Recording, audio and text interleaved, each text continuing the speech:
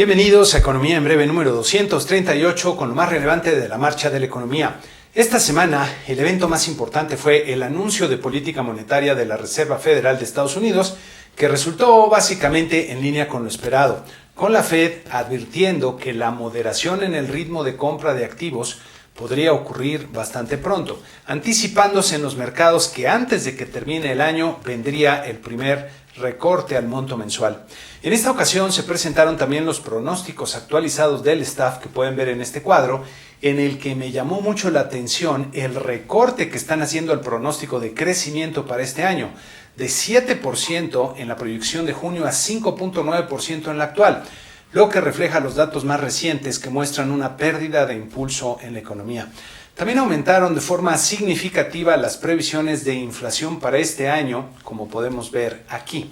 La Reserva Federal anticipa una baja muy rápida de la inflación en los próximos años y diría que tiene el tiempo en contra, ya que un par de resultados mensuales malos podría retrasar bastante esta convergencia. En la famosa gráfica de los puntitos donde viene la expectativa de cada uno de los participantes para el nivel que tendrá la tasa de referencia al cierre de cada año, se observa que ya la mitad anticipa que el inicio de un ciclo de alza en la tasa de interés para el 2022. Con esto la Reserva Federal sigue con su plan de juego y hay que recordar que el periodo de Jerome Powell al frente del Fed termina a inicios del año próximo, pero por lo pronto los mercados anticipan que seguirá por otro periodo. Siguiendo con la política monetaria en el mundo, el Banco de Inglaterra dejó sin cambio su postura, pero dejó ver que está ya considerando comenzar a cambiarla, con dos de los miembros de su junta de gobierno votando por una terminación anticipada de su programa de compra de activos. En esta gráfica pueden ver cómo ha venido aumentando la inflación en el Reino Unido, sobre la que advirtieron que podría alcanzar niveles por arriba del 4% este año, el doble de la meta, ante las presiones en los precios, sobre todo de la energía. El Banco Central de Brasil continuó con su agresivo ciclo de alza en las tasas, aumentando en 100 puntos base su tasa de referencia, anunciando que en octubre vendrá otro incremento de la misma magnitud, tratando de combatir una inflación que se acerca ya a los 2 dígitos. Cabe notar que Brasil es el principal competidor de México en los mercados financieros internacionales, por lo que los cambios en su postura monetaria son desde luego y tienen que ser considerados por nuestro Banco Central como uno de los elementos en su decisión. En Turquía, en cambio, su Banco Central sorprendió a los mercados que anticipaban una tasa sin cambio, realizando un recorte de 100 puntos base en su tasa de interés a un nivel de 18%, en lo que se adivina la interferencia del primer ministro Tayyip Erdogan, ya que la inflación está en 19.25%. La lira turca se depreció 1.5% luego de la decisión, siendo una de las monedas que más ha perdido en lo que va del año. Pasando a México, la inflación presentó una nueva sorpresa al alza en la primera quincena de septiembre al aumentar 0.42%, cuando el promedio de los analistas del mercado anticipaba 0.27%, siendo la segunda lectura más alta para un periodo similar desde el 2012, como vemos aquí. En este cuadro del INEGI pueden ver que los renglones con los mayores impactos al alza fueron jitomate y cebolla, que son productos agrícolas fuertemente estacionales, y gas doméstico y gasolina de bajo octanaje. El aumento en el precio del gas en esta quincena revela lo efímero que fue el, entre comillas, éxito del control de precios del gobierno el mes pasado, y que a pesar de tener a la nueva empresa Gas Bienestar, los precios al consumidor terminan tarde o temprano reconociendo los incrementos en los costos de producción de las cosas. En esta gráfica puede verse que la inflación general anual volvió a repuntar hacia niveles cercanos al 6%, luego de algunas quincenas bajando un poco. Pero lo que verdaderamente preocupa de la inflación es la evolución que ha tenido el componente subyacente, que como podemos ver en esta gráfica, tiene una clara tendencia ascendente en el año y ya casi alcanza los picos cercanos al 5% observados en el 2017, luego del famoso gasolinazo. En este cuadro del INEGI puede verse que fueron las mercancías las que aumentaron bastante por arriba de lo usual. Y en esta siguiente gráfica se observa que las mercancías de la parte subyacente, que hay que recordar es la parte más estable de la inflación, siguen subiendo, mientras que los servicios se están estabilizando, aunque en niveles cercanos al 3.5%, bastante por arriba de la meta del 3% y de los niveles inferiores al 3% que mostraron durante la segunda mitad del año pasado. Por cierto, no nos asombremos si en la última parte del año se presenta un desabasto de combustibles y más presiones en los precios, luego de que el gobierno cerrara terminales privadas de almacenamiento y distribución de petrolíferos que ya advirtió el sector privado. Luego de estos resultados de inflación, se hace más probable y necesario que Banco de México siga subiendo su tasa de interés para meter en cintura la inflación, ya que de no hacerlo con oportunidad, luego sería más doloroso, ya que tendrían que subir la tasa de referencia a niveles más altos y por más tiempo. Incluso diría que comienza a abrirse la posibilidad de un incremento de 50 puntos base en la tasa de referencia monetaria en alguna de las reuniones que faltan en el año, que por lo pronto se esperan todas en aumentos de 25 puntos base por parte de los analistas del mercado. También en la semana tuvimos las cifras de oferta y demanda agregadas del segundo trimestre del año, de las que destacan por su importancia los componentes del consumo privado y la inversión que podemos ver en esta gráfica. En la línea oscura puede verse que el consumo privado repuntó un poco respecto al primer trimestre, pero quedó todavía 3.2% por debajo del nivel que tenía en el mismo trimestre hace 2 años, recordando que esta comparación es más útil por el tema de la pandemia. La inversión, en cambio, quedó 11.1% por debajo del nivel que tenía hace 2 años, ubicándose en niveles parecidos a los que teníamos en el 2010. Mientras la inversión siga tan afectada con un entorno de negocios muy adverso e incierto, las posibilidades de crecimiento económico, generación de empleos y bienestar seguirán muy limitadas en nuestro país. En otro indicador de la semana, las ventas al menudeo de los establecimientos comerciales se contrajeron 0.4% en el mes de julio, comenzando el tercer trimestre con el pie izquierdo. En esta gráfica de cifras desestacionalizadas puede verse que el rebote parece haber terminado en marzo y a partir de entonces las ventas se han venido aflojando gradualmente. En esta gráfica podemos comparar solo los meses de julio y se observa que el nivel de julio de este año fue similar a los niveles observados en 2016 y 2017.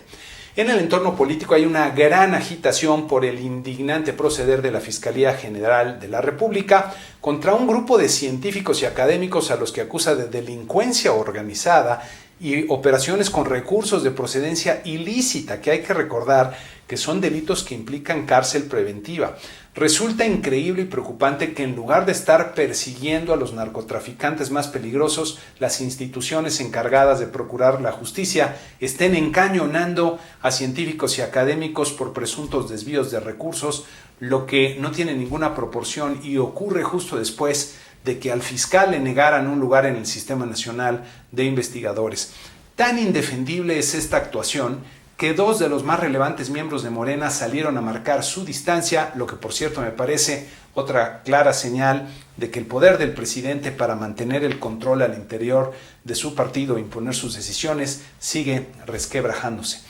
Para la semana que inicia tendremos mucha información relevante en México. Comenzaremos el lunes con las cifras del indicador oportuno de la actividad económica del mes de julio y la balanza comercial del mes de agosto, que nos permitirán ver cómo viene el ritmo de la actividad económica ya en el tercer trimestre.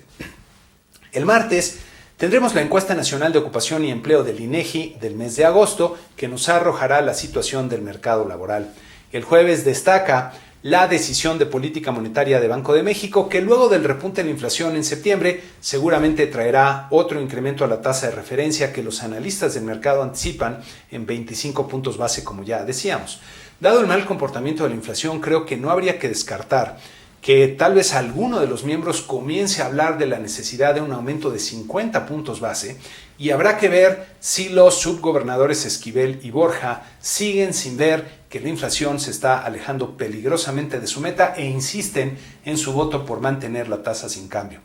También el jueves tendremos cifras de actividad financiera y finanzas públicas del mes de agosto y para el viernes tendremos las remesas familiares del mes de agosto, los resultados de la encuesta de Banco de México de expectativas del sector privado y el indicador IMEF del mes de agosto. En Estados Unidos habrá que poner atención el viernes al reporte de ingreso y gasto personal, que incluye el indicador de inflación más importante para la Reserva Federal y sus decisiones de política monetaria.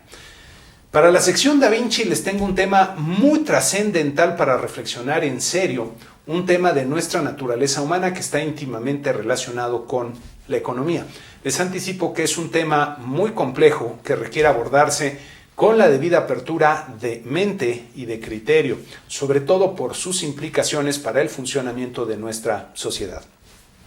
Esta semana me llamó la atención esta noticia que habla del tope salarial en la Liga Femenil de Fútbol y que las mujeres ganan 200 veces menos que los hombres.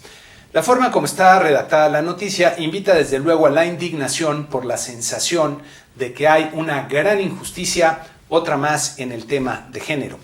Los seres humanos somos muy sensibles a las injusticias, sobre todo cuando percibimos que se cometen contra nosotros mismos, lo que representa uno de los resortes más potentes para la acción que tenemos las personas. Tan potente es este resorte que frecuentemente pasamos a la acción sin detenernos a pensar si con nuestras acciones estamos resolviendo el problema o lo estamos posiblemente agravando.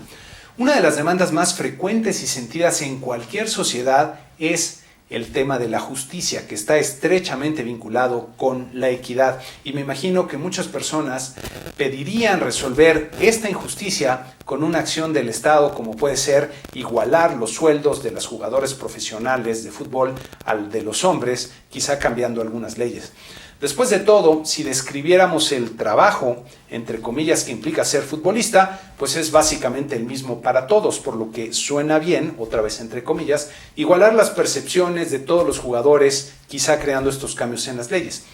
¿Resolvería esto el problema? Por supuesto que no, por el contrario, que crearía grandes injusticias con repercusiones no deseadas para mucha gente. De acuerdo a la Real Academia Española, la palabra justicia viene del latín iustitia, y refiere en primer término el principio moral que lleva a dar a cada quien lo que le corresponde. Subrayo la última parte de dar a cada uno lo que le corresponde porque es un elemento clave de la justicia. Imaginemos las repercusiones que tendría tratar de corregir esta injusticia con cambios en las leyes. Si queremos igualar el sueldo de las mujeres futbolistas profesionales, habría que comenzar por igualar los sueldos de todos los futbolistas, los hombres inclusive, bajo el mismo principio de que todos hacen el mismo trabajo, ¿no? Aquí hay que incorporar el hecho de que el fútbol profesional es una actividad económica en la que los clubes necesitan obtener recursos para pagar a sus jugadores y como tal están sujetos a las leyes del mercado. Un equipo podrá pagar a sus jugadores en la medida en que obtenga recursos por la asistencia a sus estadios, lo que puede cobrar por la venta de asientos o derechos de transmisión de televisión o tal vez venta de camisetas. Y aquí vienen las preguntas que hay que hacer. ¿Lo que aportan los jugadores al equipo y los resultados son los mismos? ¿Aportan lo mismo un novato sin experiencia que un goleador veterano con gran carisma? ¿Quién decide qué tan valiosa es la aportación que hace cada jugador al equipo, no solo en la cancha, sino en sus finanzas? La aportación de un jugador en la cancha puede ser difícil de medir con precisión, pero la aportación financiera suele ser más fácil de evaluar. Imaginemos que hay un jugador que es el goleador del equipo y además es un imán para la asistencia en los estadios y es el que genera más de la mitad de las ventas de camisetas para el equipo. En este caso, ¿sería justo que este jugador ganara lo mismo que todos los demás? Evidentemente, y déjenme enfatizarlo, evidentemente que no. ¿Quién determina que este jugador tenga más valor económico para el equipo? El público, que muy probablemente reacciona al esfuerzo que pone en la cancha, especialmente en los momentos difíciles donde se deciden los campeonatos, y tal vez al carisma que pueda tener con la afición. Frecuentemente pasamos por alto que en una sociedad las personas tenemos diferentes preferencias y asignamos valor a las cosas en función de lo que estamos dispuestos a pagar por ellas, es decir, los recursos que estamos dispuestos a entregar para obtener aquello que queremos disfrutar. Este es el sistema de precios en funcionamiento que permitirá vender productos y servicios con precios altos para aquellos que son mejor valuados y percibidos por la sociedad. Si no entendemos esto e insistimos en hacer leyes que buscan la igualdad, lo único que vamos a conseguir es quedarnos sin muchas cosas valiosas para las personas. Regresando al ejemplo, si ponemos leyes para igualar la paga de los jugadores, aquellos que puedan recibir más dinero en otros países simplemente emigrarán y nos quedaremos con un fútbol cada vez menos espectacular, lo que afectará negativamente el valor económico de los clubes y muchos preferirán no participar al no poder hacer ganancias. En México, por ejemplo, en otro tema parecido, los beisbolistas profesionales de la Liga Mexicana, de acuerdo con información que encontré en internet, ganan entre 30 mil pesos y 400 mil pesos al mes, mientras que los futbolistas profesionales de primera división ganan en promedio 600 mil pesos al mes.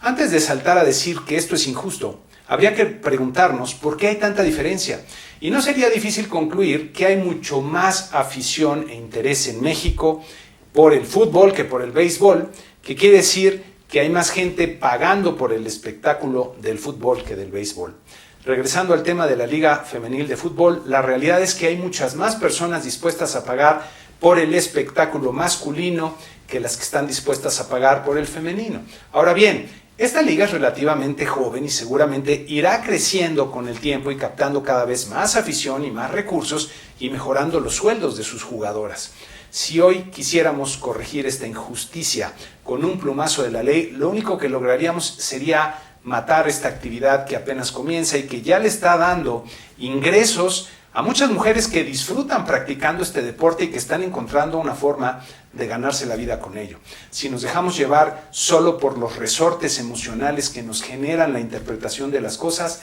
estaremos perdiendo muchas oportunidades para generar un entorno de prosperidad donde la justicia puede florecer de verdad. Los dejo con una reflexión que me parece fundamental del gran economista Milton Friedman.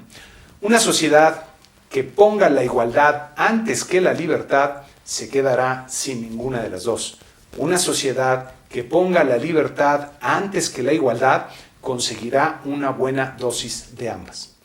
Y con esto concluimos este programa número 238 con las invitaciones usuales a que se suscriban al canal en YouTube. Si el comentario les gustó, les pareció interesante, que le den like, que lo compartan entre aquellos a los que también podría parecerles de utilidad, que me manden algún comentario o lo suban en las redes sociales donde pongo el programa. Y desde luego que sigan haciendo las aportaciones para el programa en las opciones que tienen aquí y que ya conocen para apoyar las finanzas de Economía en Breve. Que tengan una excelente semana.